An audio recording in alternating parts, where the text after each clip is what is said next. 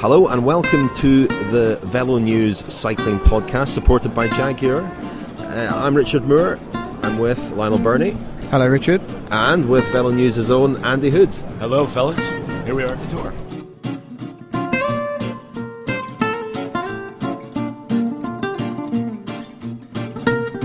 So we're going to be doing roughly a weekly podcast with VeloNews, drawing in various staff members. I'm sure we'll have Neil Rogers at some point and Matt Bowden.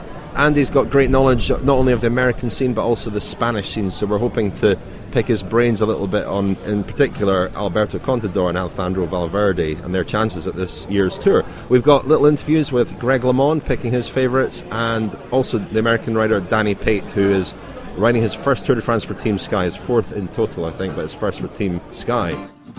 You're listening to the VeloNews Cycling Podcast, supported by Jaguar. You can find us on VeloNews.com and at VeloNews on Twitter. So let's start off talking about the American prospects at this year's tour. There's quite a lot of excitement, I think, about Andrew Talansky in particular. Also, Tejay van Garderen is the undisputed leader this year of BMC, having started last year with Cadel Evans kind of vying for that spot as well. He's going to be getting a lot of support from his team at this year's tour. Andy, what are your thoughts about Talansky's chances in particular? Obviously a great win at the Critérium du Dauphiné before the tour, and I think Lionel, I know you think this as well, Lionel, that he's come into this tour with a real sense of optimism and possibility. Your first observation is interesting, that this really is a generational change. It's sort of a new era for the Americans, really. Both TJ and Andrew are both leading their teams outright, and that really kind of sets it up for kind of generation 3.0 for American cycling. You know, we've had the Le Mans generation and the Armstrong years, and now this is really kind of the start of a new era for American cycling. We have two legitimate podium contenders leading two different teams, which is really a first in American cycling as well. There's a lot of excitement, not only about this year's tour, but just about what's going to be happening in the next couple of years. Both of these guys came through, well, TJ more than Talansky came through the U23 program, which they built up over the last 10 years with that race house, which is now in Holland. And that's really kind of just helped feed a lot of new young talent into the elite peloton.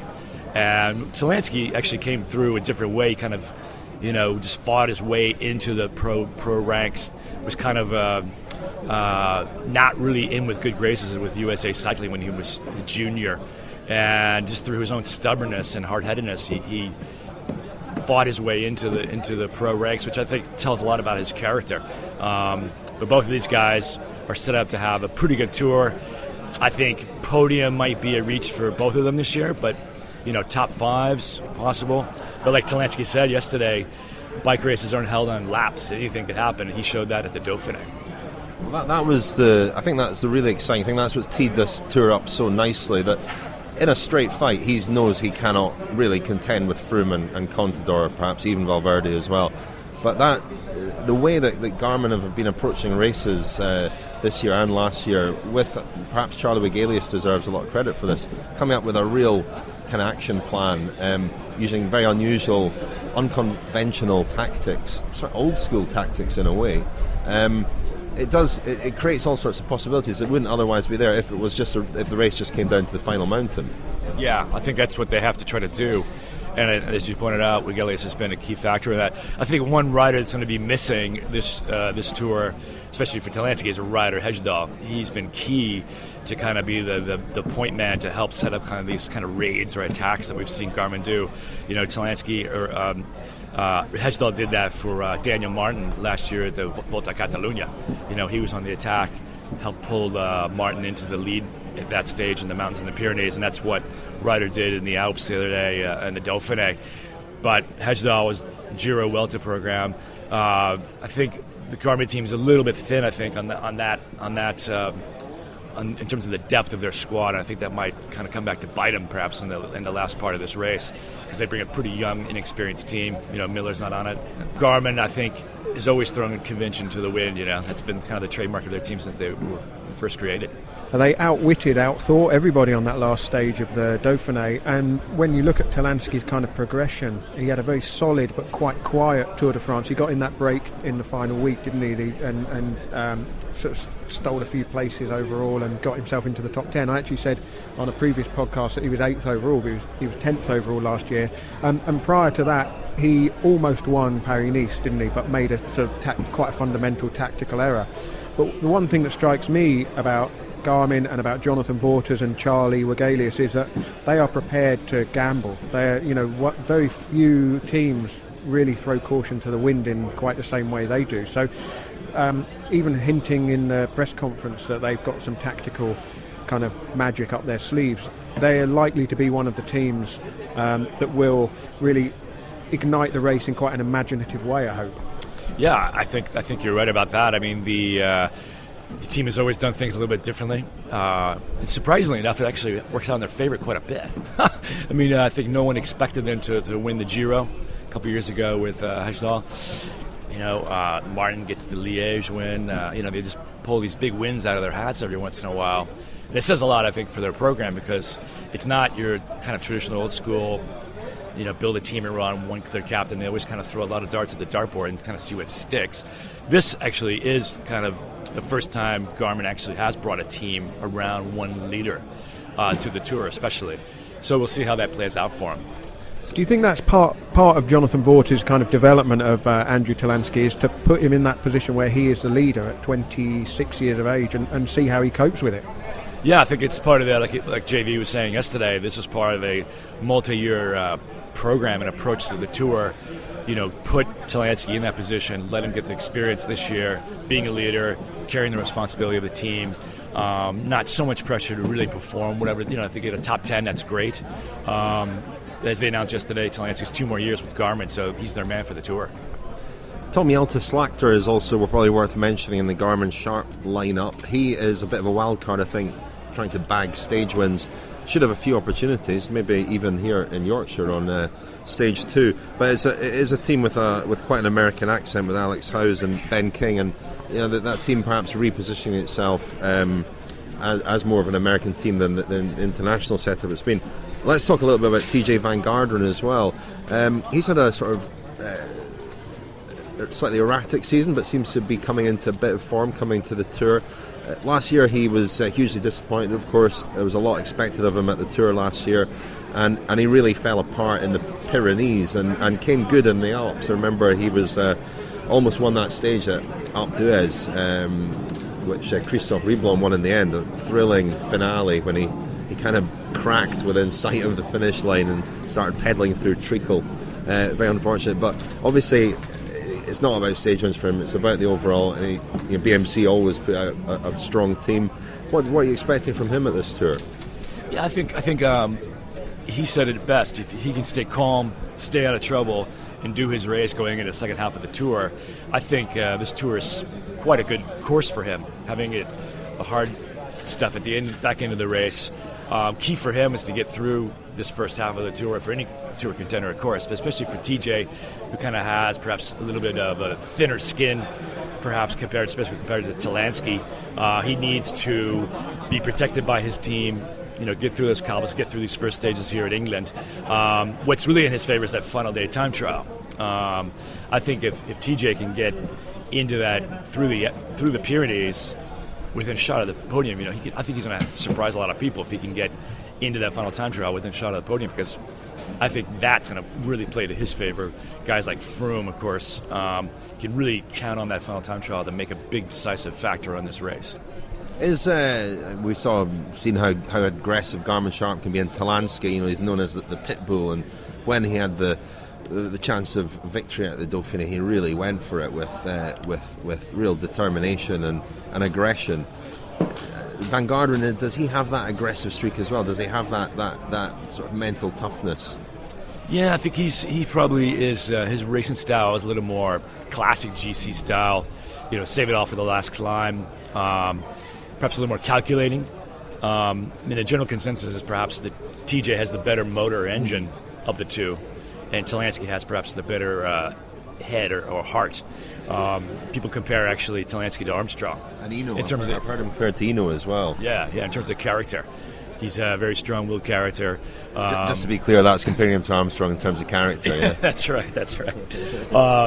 But with Tejay, I think he struggled a little bit. He even admitted in an interview, dealing with the pressure, the public expectations.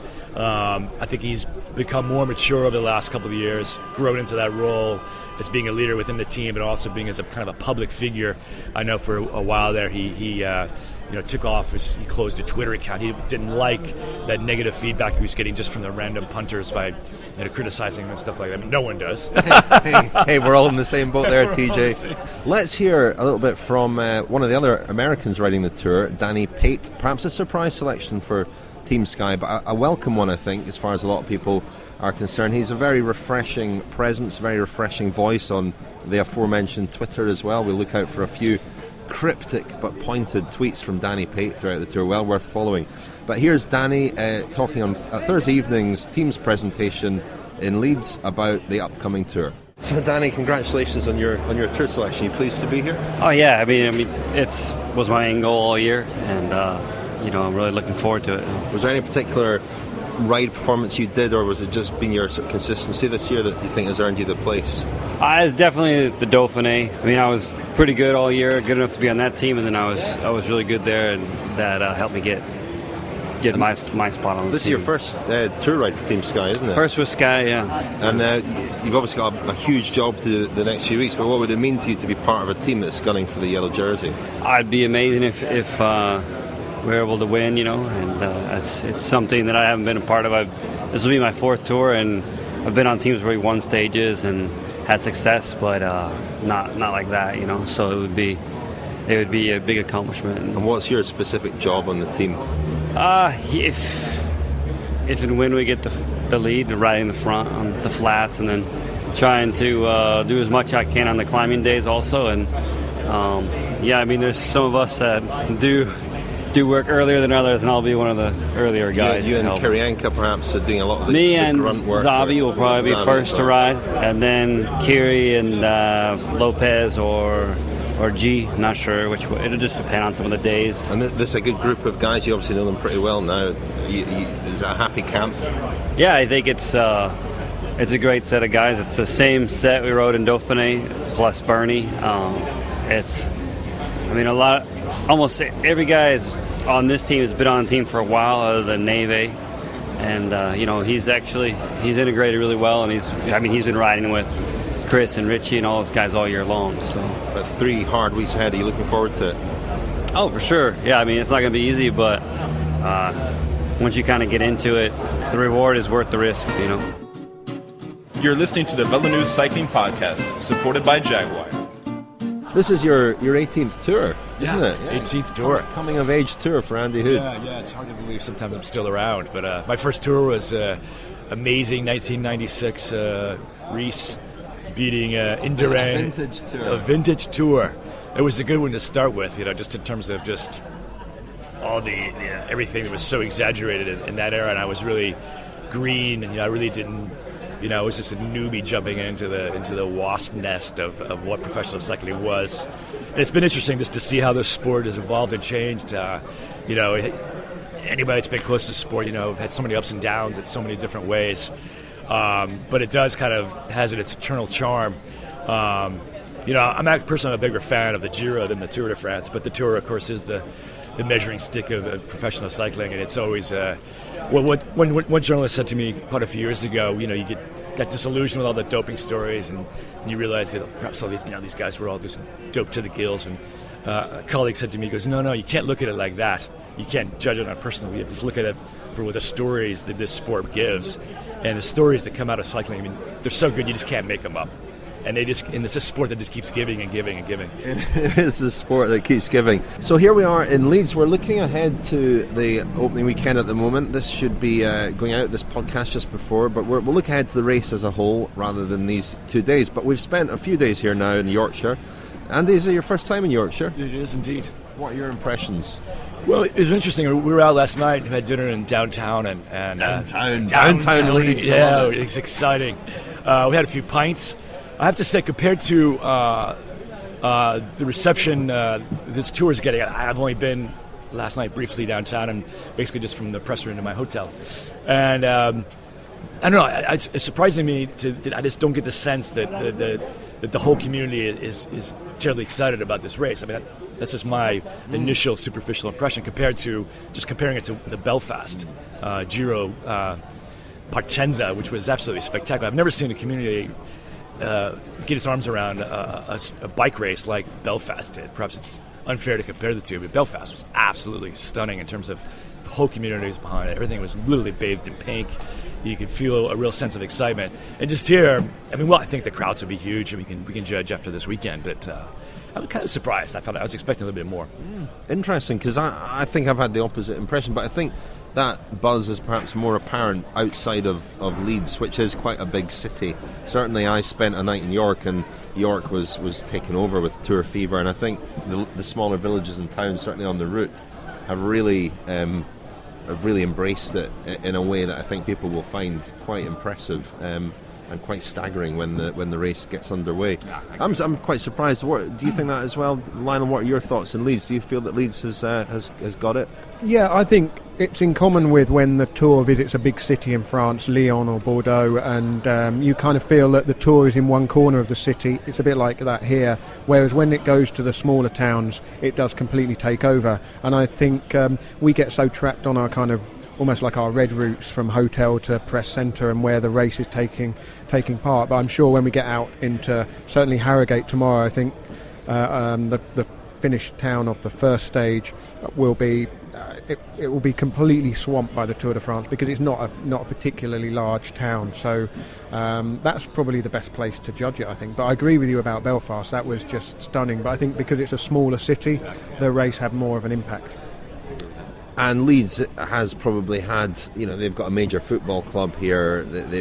Occasionally they've got major events here, and perhaps there isn't the same.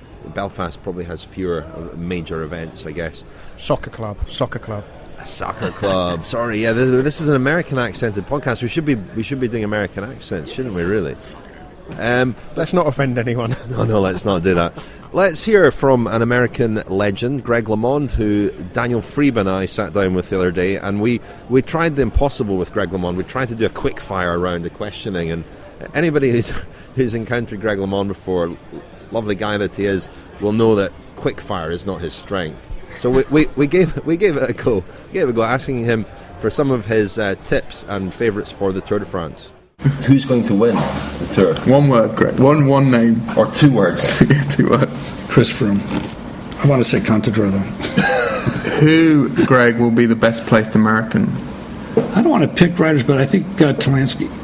Who do you think is the fastest sprinter, Cavendish or Kittel? I like Cavendish better. I like him. I just like his personality. It's probably because my son Scott likes him. Okay.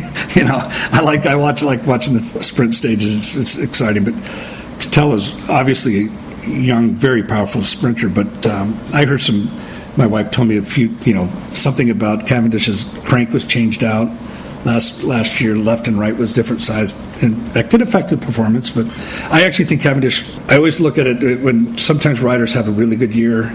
It's just a little. Well, it's just a little bit off. Like when I won the Worlds in '83, I just was committed to doing a little more energy spent there. Just a slightly off, and I wasn't as good in '84. And so when you're not that good in '84, or like '84, let's say a year, there's a little bit of effort. Really, paying attention to your training. You're training more intensely. So Cavendish could be coming up into his own again. It'll be one of the more exciting parts of it, and seeing, I got to imagine the pressure on Cavendish for Saturday is pretty surreal. Any outsiders to watch? New names? There's a lot of young riders that aren't here. I mean, I was hoping Quintana would be here. That would have been exciting. It all depends on if Contador. I just don't think there's a realistic challenge from anybody else at the overall GC. Do you think it's harder in this modern era to win in consecutive years?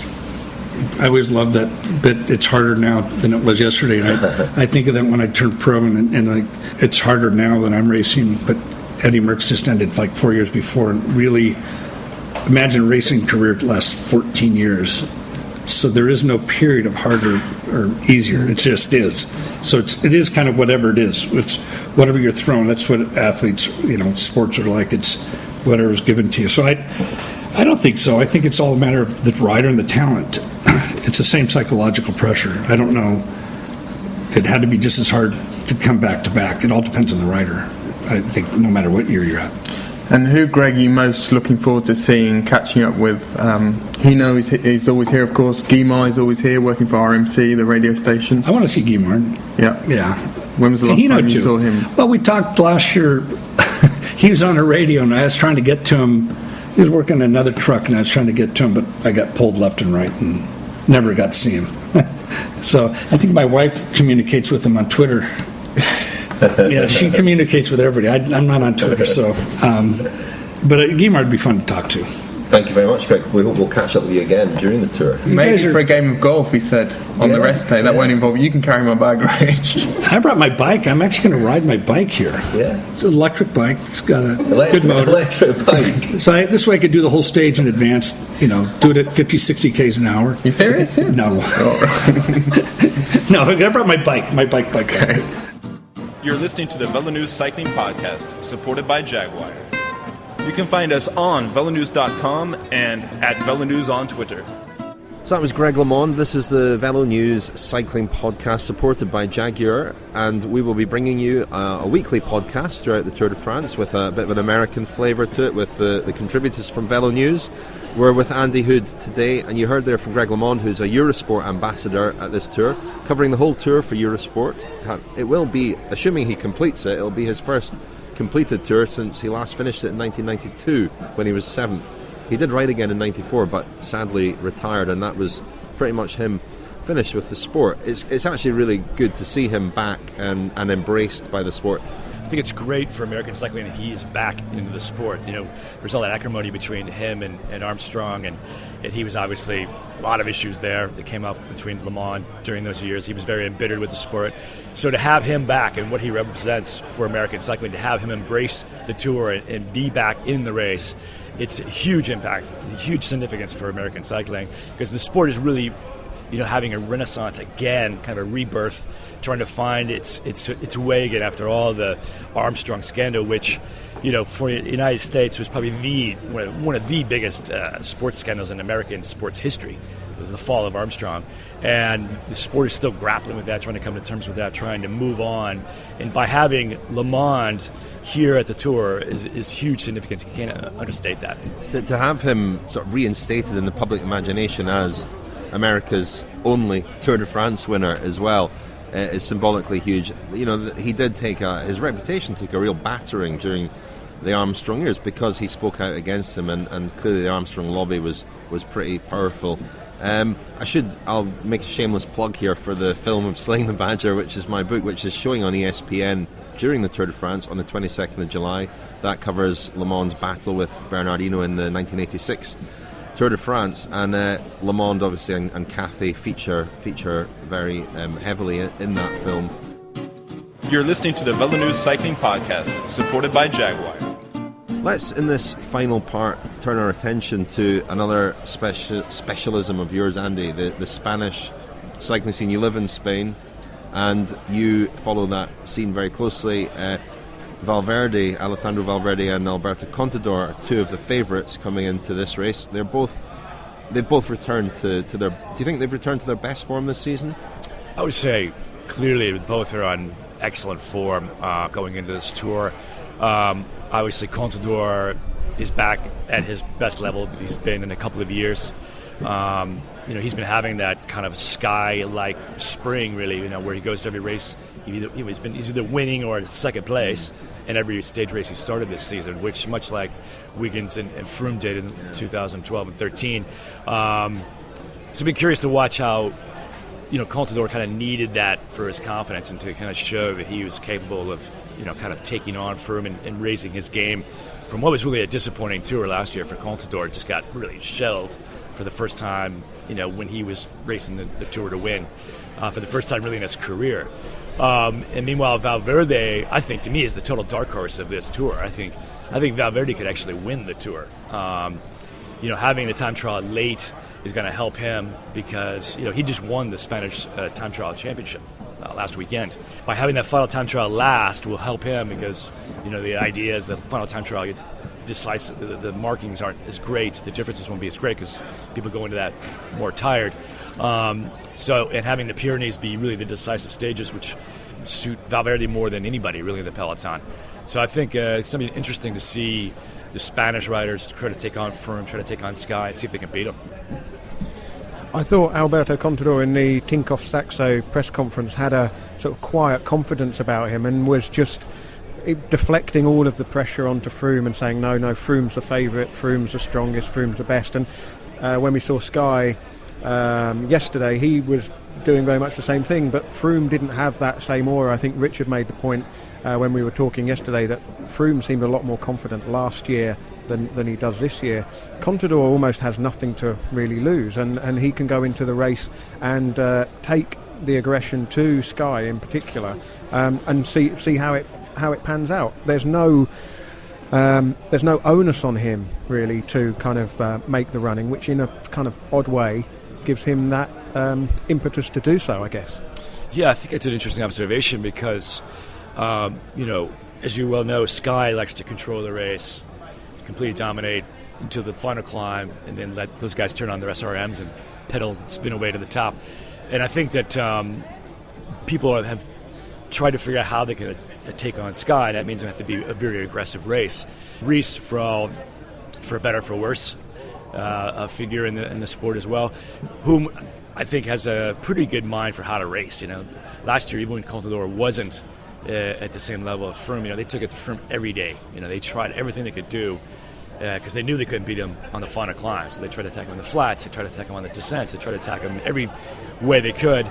And, eventually, Froome was the strongest man. He carried the day. But stronger Contador, those same kind of tactics, like they can knock Sky off its little game plan. Yeah, I think it's going to be very interesting.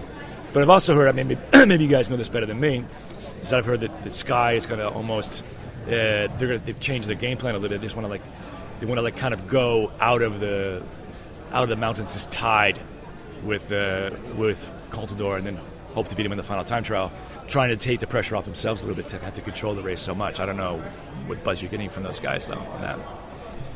Well, that's interesting. I think that after 2012, the race, they controlled the race quite easily, and I think partly that was because they took a stranglehold on it early.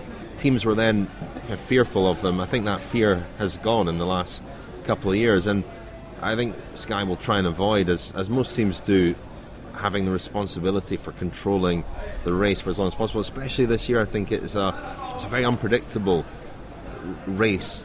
We've seen how teams like Garmin Sharp can make it difficult to control by going off all over the place. But some of the stages are short and hilly, and they can be aggressive right from the start.